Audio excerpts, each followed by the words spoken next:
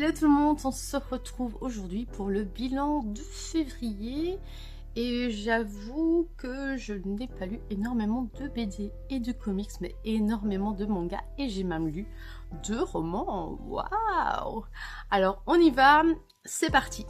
On va commencer comme d'habitude avec les comics et les bandes dessinées. Alors au niveau comics, je n'ai lu que The Moon is Following Us et je dois vous dire que j'ai été très déçue au final. Alors c'est un bon récit effectivement, mais avec toute la hype qu'il y avait autour, je pense que ça m'a gâché mon expérience de lecture. À entendre non-stop que c'était le meilleur récit, que c'était hyper émouvant, je crois que je ne me suis pas laissée emporter par le récit parce que j'attendais justement ce déclic qui allait me faire fondre en larmes ou quelque chose comme ça.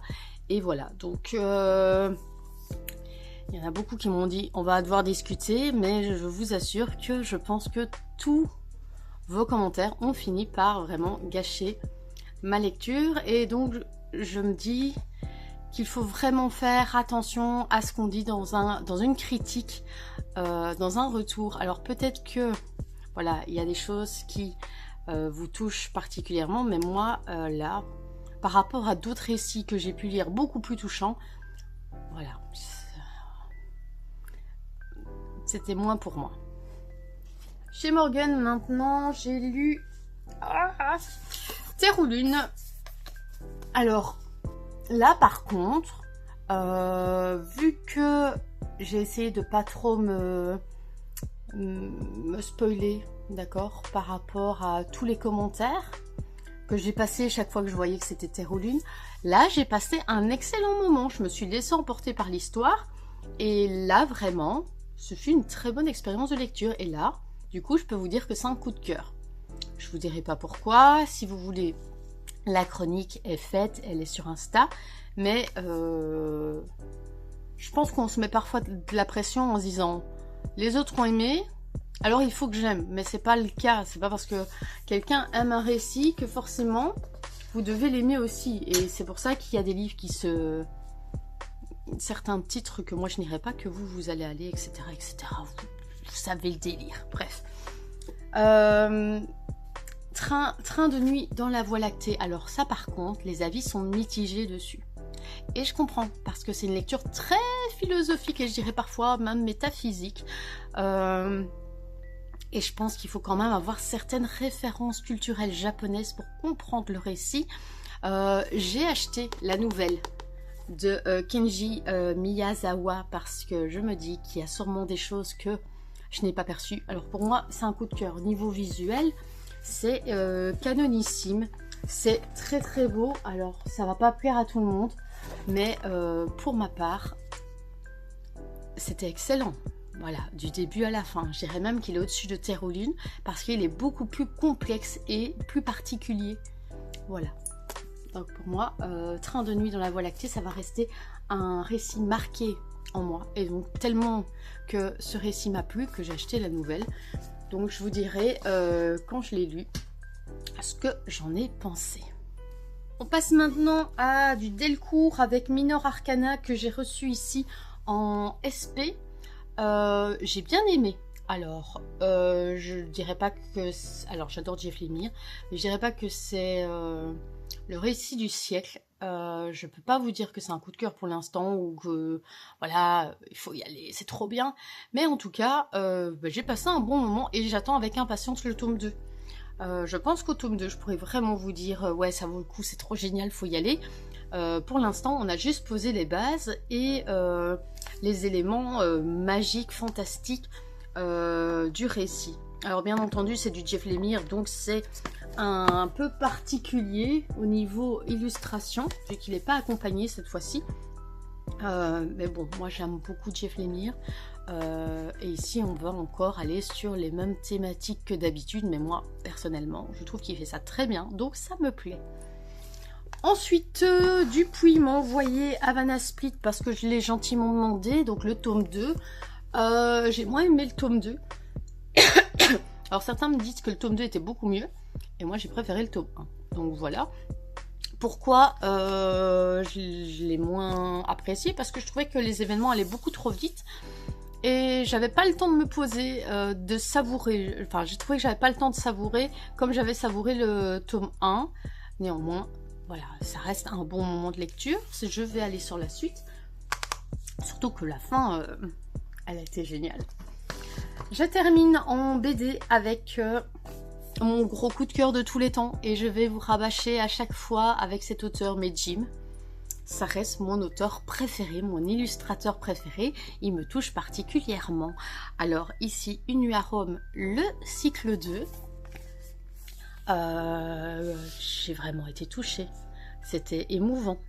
Voilà. Je pense que ça peut pas toucher tout le monde. Mais moi, personnellement, la manière dont il amène les émotions, amène les événements. Voilà. Moi j'aime et je crois que j'aimerais toujours autant. Et peu importe la thématique qu'il abordera, ses récits. Donc voilà. Je regarde ce livre avec nostalgie tellement je l'aime. Voilà. Série préférée de Jim. Donc vraiment, faut foncer si vous aimez les romances, les événements un peu dramatiques, les amours gâchés. Ouais, faut y aller. Alors, je viens de regarder la pile de manga et je me dis, on va premier passer au roman. Alors, niveau roman, j'en ai lu 2.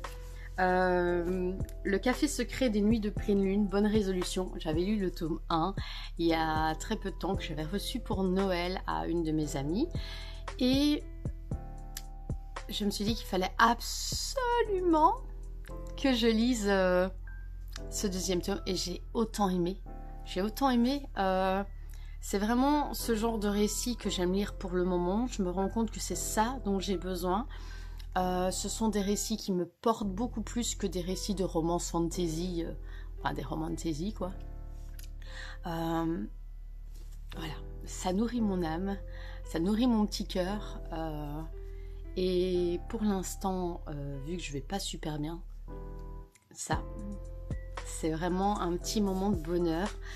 Même quand il y a des points dramatiques, je me souviens, le train pour Kamakura, c'est dramatique, mais malgré tout, il y a de l'espoir quand on pense l'avoir perdu. Et je trouve ça tellement beau, ce genre de récit. Et là, c'est pareil, voilà, il y a des événements, tout ne va pas bien dans la vie. Et pourtant, il faut voir le côté positif. Et bien, pour le moment, ça me fait extrêmement du bien. Et alors, j'ai lu aussi Un lundi parfum matcha. Alors, petite déception, pas par rapport au roman. C'est parce que j'avais pas pris un jeudi saveur chocolat en pensant que c'était le 2, mais en fait c'était le premier. Donc là, j'avoue que pour me motiver à lire celui-là, c'est un peu plus compliqué. J'aurais bien voulu du coup savoir que le 1 c'était un jeudi saveur chocolat. Et c'est vrai que dans celui-ci, on fait un clin d'œil au chocolat chaud dedans. Et je me suis dit, et mince, c'est vrai que les indices étaient là. Tant pis. Mais en tout cas, coup de cœur pour ce récit, très beau récit aussi. Je comprends pourquoi il est plébiscité, parce que c'est à nouveau touchant, tous les récits sont liés, c'est très très bien, très très bien. Si vous devez faire un cadeau, c'est un petit cadeau pas trop cher, c'est 8 €, voilà, ça fait plaisir. Voilà, allez-y, les yeux fermés si vous connaissez quelqu'un qui aime ce genre de récit. Et il paraît que d'ailleurs les récits de Michiko Aoyama sont tous dans le même mood. Donc c'est vrai que là, il parle de la bibliothèque des rêves secrets.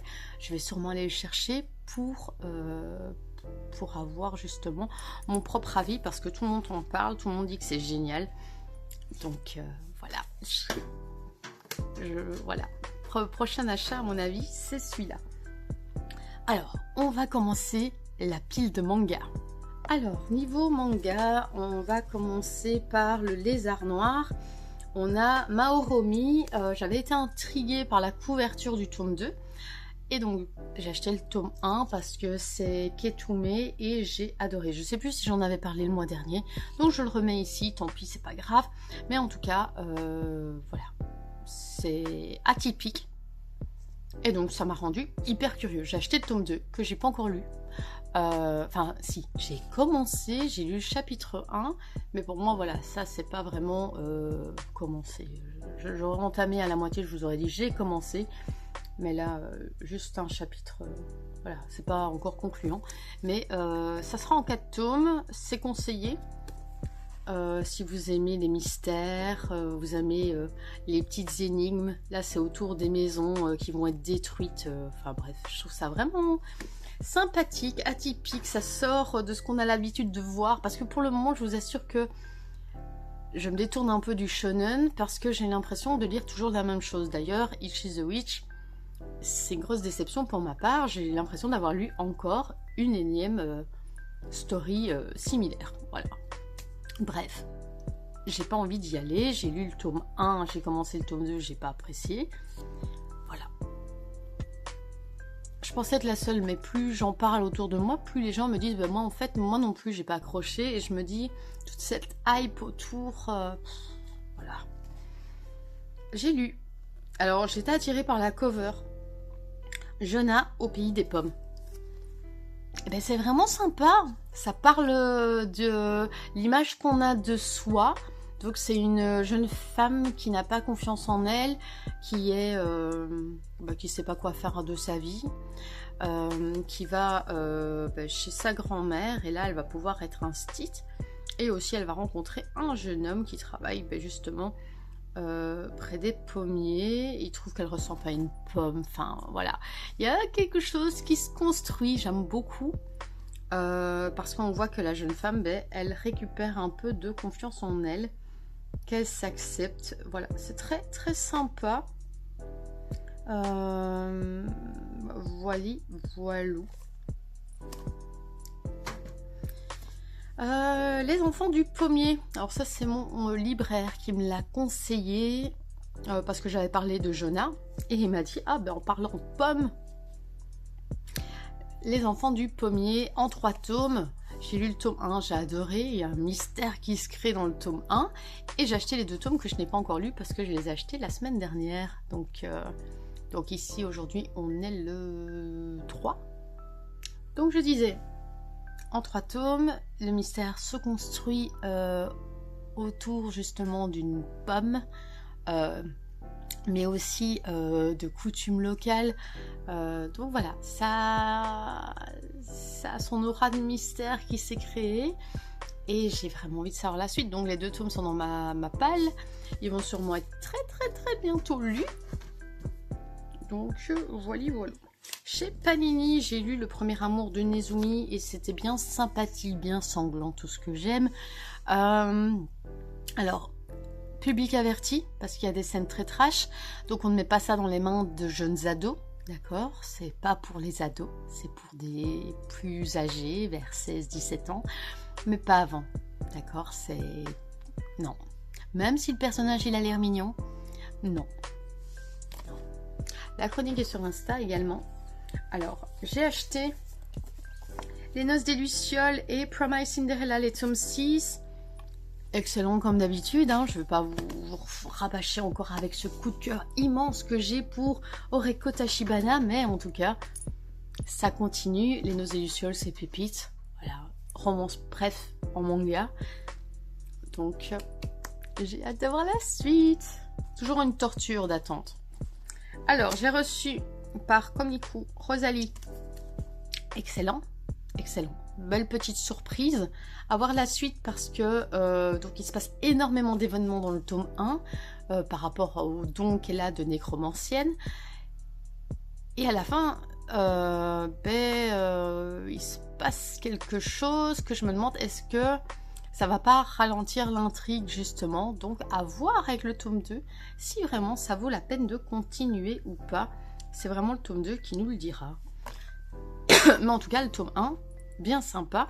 Ça aurait pu se terminer sur la fin du tome 1 si le tome 1 ne laissait pas présager quelque chose. Enfin bref, si on avait juste voulu parler du fait que voilà, elle trouve enfin quelqu'un qui l'aime, enfin qui prend soin d'elle. Ouais, on aurait pu terminer comme ça.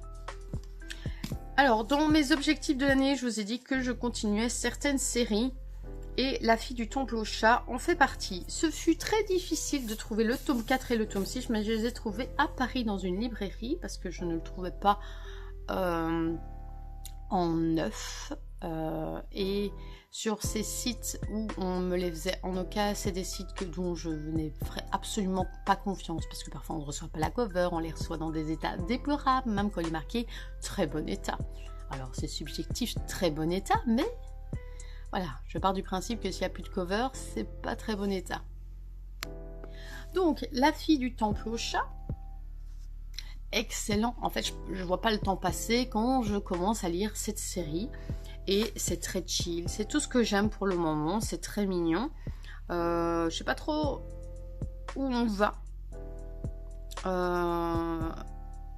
C'est un peu comme Insomniac de la même autrice, mais Insomniac, je savais que le fil conducteur c'était autour du cœur et du fait que la jeune fille était malade.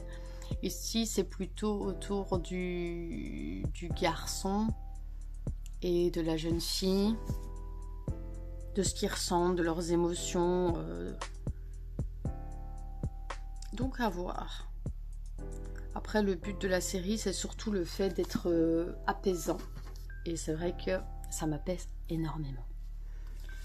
J'ai eu la chance de revoir Federica et Cab. Et donc j'ai eu une superbe dédicace que voici. Pour leur nouvel arc, l'ère des souverains. Pour Onera, donc Onera, les 4 premiers tomes, premier arc avec l'enfant cauchemar qui était absolument excellent. Je suis pas fan de Mangfra en général, mais je dois dire que ça fait partie des séries pépites dont on peut être fier, je pense. Donc là, très sympa comme nouvelle intrigue, toujours liée à l'enfant cauchemar, donc ça c'est top. Alors on peut lire ce nouvel arc sans avoir lu l'enfant cauchemar parce qu'on a un petit récap en début, mais moi personnellement je vous conseille quand même de lire les 4 premiers tomes pour vraiment savourer à fond cette nouvelle intrigue. J'étais curieuse et j'avais envie de lire ce titre de Naoki Urasawa, Le signe des rêves, très sympa comme one shot. C'est à la base une lecture que j'allais faire seule, finalement ça s'est terminé en lecture commune parce que j'ai un pote qui le lisait en même temps que moi, donc voilà, on a finalement fait une petite lecture commune sur ce titre qu'on a trouvé tous les deux très sympa. One shot, si vous ne connaissez pas Urasawa, c'est un bon départ, je vais dire, parce qu'au moins vous voyez un peu son style inimitable, parce que clairement je ne vois que ça chez lui. Ce qui m'a donné très envie, c'est le fait que j'ai recommencé Asadora, qui est là, que j'ai toujours pas continué d'ailleurs parce que j'ai pas eu le temps. Donc ça c'est dans ma palle. Je continue avec du Mangetsu et je n'ai pas de... Ah si, il y a quelques SP dedans. Alors premièrement, Tomie que j'ai acheté, voilà, tome 3 final pour clôturer le... Pour ceux qui ont le petit pavé Tomie, ça clôture avec ce tome 3. Étonnant d'ailleurs cette cover colorée, je trouve que voilà, ça change, mais je la trouve tellement belle. Et c'est vraiment ce tome 3 qui me fait dire je comprends mieux pourquoi les gens adorent ce récit de Junji Ito. J'ai vraiment trouvé ça excellent. Ensuite Shin Tokyo, ça c'est en SP, le tome 3, j'ai bien aimé. Alors j'ai toujours en latence avec ce récit, je sais jamais si j'ai envie de continuer ou pas. Alors j'adore le survival en général. Ce que j'ai peur à chaque fois, c'est qu'à un moment donné, je me lasse. Ce qui est bien, c'est que on va dire que chaque tome est un nouveau bourreau. Là, dans le tome 4, ça va continuer avec Antoinette, mais je suppose que quelqu'un va prendre le relais en cours de tome 4 et je me demande où ça va. J'aurais bien voulu avoir plus d'infos sur les jumeaux, mais vu le nombre de tomes au Japon, À mon avis, ça va tenir en longueur. Donc, à voir comment les prochains tomes vont être faits. Voilà. Jusqu'au 5, je vais essayer de tenir. Et au 5, je me dirai, ah ben voilà, je comprends où on va. Et là, je pourrais vraiment me faire le big avis de savoir si ça vaut vraiment la peine de tenir aussi longtemps sur une série. Petite lecture doudou de tous les temps. Alors je passe de trucs bien sanglants à de trucs trop cute. The Ice Guy and the Cool Girl. Ma série doudou de tous les temps. Petit manga amour, voilà. Petite romance de bureau toute douce avec un petit côté fantastique. Voilà. J'aime tellement. J'aurais tellement voulu au Japon trouver les Nendoroid. Elles étaient en sold out. J'étais trop déçue. J'ai fait plein de boutiques Nendo pour les trouver. Et je les ai pas trouvées. Petite déception. Peut-être un jour, quand je retournerai au Japon, je les trouverai.